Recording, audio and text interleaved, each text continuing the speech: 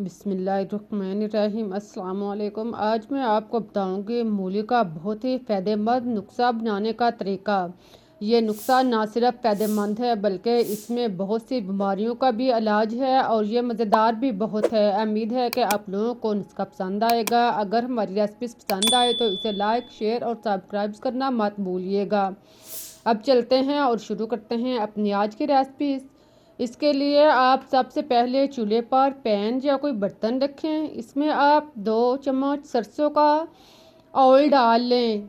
इसको आप गर्म होने दें। अगर आपके पास सरसों का ऑयल नहीं तो आप दूसरा ऑयल इस्तेमाल कर सकते हैं। फिर आप इसमें 1 अदद टमाटर, इसको आप 2 या 4 हिस्सों में काट कर इसके खुले मुंह जो है वो नीचे करके यानी उल्टा करके इसको रख दें। अब आप इसमें लहसुन के जुवे 8 से 10 अदद इसके ऊपर डाल लें। साथ में आप अदरक, इसको आप स्लाइस काट लें, इसके ऊपर डालें। फिर आप ज़ीरा साबुत 1 चम्मच शामिल कर लें। ज़ीरा डालने के बाद अब आप इसमें सौंफ साबुत आधा चम्मच शामिल कर लें। फिर आप इसमें मेथी दाना आधा चम्मच डाल लें और कलवंजी 1/4 चम्मच शामिल कर लें। इसके बाद आप इसमें राई दाना 1 4 चम्मच डाल लें। इन सब चीज़ों को डालने के बाद आप इसका ढक्कन बंद कर दें और इसको आप लो आंच पर पकने दें यहाँ तक कि सारी चीज़ें नरम हो जाएं। इतनी देर में आप मूली लें, इसके आप पत्ते उतार लें और इसको धोकर साफ कर लें। मूली जो है वो ज़्यादा पकी हुई, सख्त या ख़राब नहीं होनी चाहिए। मूली आप नॉर्मल किस्म की लें, इसको आप छिलका उतार लें। इस तरह आप इसको क्रश कर लें। अगर आपके पास मूली छोटी है तो आप एक के बजाय 2 मूली भी इस्तेमाल कर सकते हैं, लेकिन मूली जो है वो ज़्यादा सख्त और अंदर से ख़राब ना हो यानी पकी हुई ना हो। देखें, इस तरह सालिम मूली को क्रश करने के बाद इसका छिलका उतारने के बाद अब आप इसको काट लें। इसको आप मुनासिब साइज़ के टुकड़ों में काट लें जो ज़्यादा मोटे ना हों। इस तरह आप सारी मूली को काट लें। इसी तरह मूली को काट कर आप एक साइड पर रखें। अब आप इसके छिलके यानी इसके पत्ते जो उतारे थे वो आप इसके नरम पत्ते इसके अंदर से निकाल लें। देखें, इस तरह जो ब्रीक और नरम पत्ते हैं वो आप इसके अंदर से निकाल लें। अगर नरम पत्ते नहीं हैं तो आप इसके टहनियों से पत्ते जो हैं वो अलग कर लें। सख्त टहनियाँ जो हैं वो आप उतार कर अलग रख दें और इसके नरम पत्ते जो हैं वो आप उतार लें। देखें, इतने आप 3 4 पत्ते इसमें शामिल करें। इसको आप निकाल कर एक साइड पर रख दें।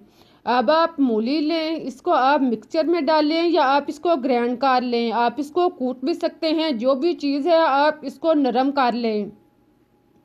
मूली को आप अच्छी तरह ग्राइंड कर लें, इसको नरम कर लें। अगर कूटनी है तो आप इसको अच्छी तरह इस तरह का बना लें। फिर आप इसमें हरी मिर्च 3 से 4 अदद शामिल करें। 1 अदद दरमियाने साइज़ का प्याज लें, इसको आप काट कर इसमें शामिल कर लें। अगर प्याज बड़ा है तो आप प्याज आधा इस्तेमाल कर सकते हैं। प्याज को आप डालने के बाद इसमें मूली के पत्ते जो अभी हमने नरम निकाल के रखे थे वो आप काट के इसके अंदर शामिल कर लें। फिर आप पालक के पत्ते 4 से 5 अदद लें, ज़्यादा सख्त और बड़े ना हो। इनको आप काट कर इसमें शामिल कर लें। फिर आप हरा धनिया और पुदीना लें, इसको भी आप काट कर इसमें शामिल कर लें। इन सारी चीज़ों को डालने के बाद अब आप इसका ढक्कन दोबारा से बंद करें और इसको आप अच्छी तरह ग्राइंड कर लें, पीस लें। सारी चीज़ों को आप 2 3 मिनट तक इतनी देर तक अच्छी तरह पीसें कि सारी चीज़ें जो है वो नरम हो जाएं, यकजा हो जाएं। फिर आप इसको बर्तन से अलग कर लें। देखें, इस तरह सारी चीज़ें तैयार करने के बाद अब आप देखें कि टमाटर जो है वो नरम हो चुका है। इसका आप छिलका उतार लें। आप इसको हाथ के साथ या आप किसी भी चीज़ के साथ हरकत देंगे तो छिलका जो है वो आसानी से अलग हो जाएगा। आप इसके ऊपर से छिलका उतार कर एक साइड पर रख दें।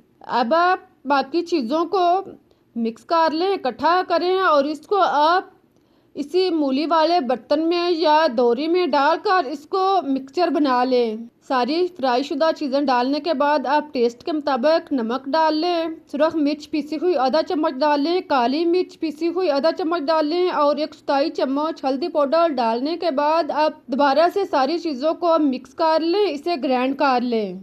1-2 मिनट तक आप ग्राइंडर को या मिक्सचर को चलाएं ताकि सारी चीज़ों जो हैं वो अच्छी तरह नरम हो जाएं। इस तरह आप इसको बनाने के बाद इसकी चटनी सी तैयार करने के बाद अब आप इसको निकाल लें। इसको आप निकाल कर बाउल में या प्लेट वगैरह में रख लें। देखें बहुत ही मज़ेदार और टेस्टी नुस्खा जो है वो तैयार हो चुका है। इस तरह से आप चटनी बनाएंगे तो यकीन करें कि सभी को पसंद आएगी। अब आप 1 अदद लीमू लें, इसको आप काट कर 2 हिस्सों में तकसीम कर लें। लीमू का रस निचोड़कर आप इसके ऊपर डालें।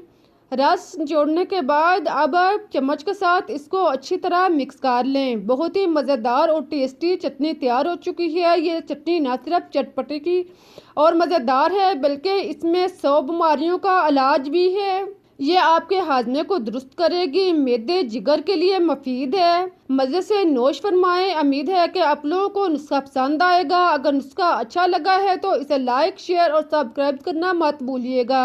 अब मुझे इजाज़त दें, फिर मिलते हैं एक नई और मज़ेदार रेसिपीज़ के साथ। तब तक के लिए अल्लाह हाफिज़।